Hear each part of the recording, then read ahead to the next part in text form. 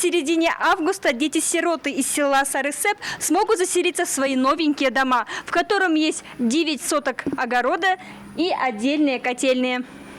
Ну, по пожарным требованиям, я думаю, наоборот сделано все так, как должно быть, конечно, да? нежелательно. Вы говорите, всего 2 раза топить, да, не знаю, это. Есть автоматика, ты загружаешь там, да, потом уже там сколько-то времени. А здесь нам зимой же мы постоянно топим, да, заканчивается, да, теплый, да? Он теплый сам по себе, термос. да, сам по себе теплый. То есть там не нужно будет сутками подкидывать этот уголь.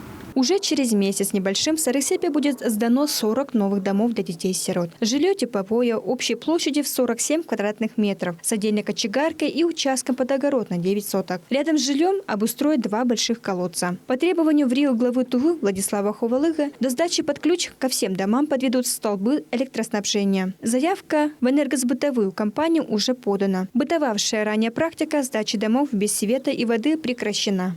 По воде здесь в начале и в конце, посередине улицы у нас водоколонки, скважины пробурены, электропитание будет подводиться у нас ТВА Энерго. Проблематика у нас это обеспечение электроснабжением данных домов. ТВА Энерго предусмотрено комплекс мероприятий в виде поставки монтажа трансформатора. На сегодняшний момент порядка где-то 50% готово.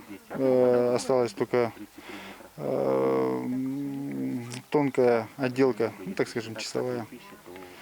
Ну и все. А остальные все на подходе. Я думаю, успеем все сделать. Сейчас только остались отделочные работы и тонкие детальные это по электрике и по сантехническим работам. Все.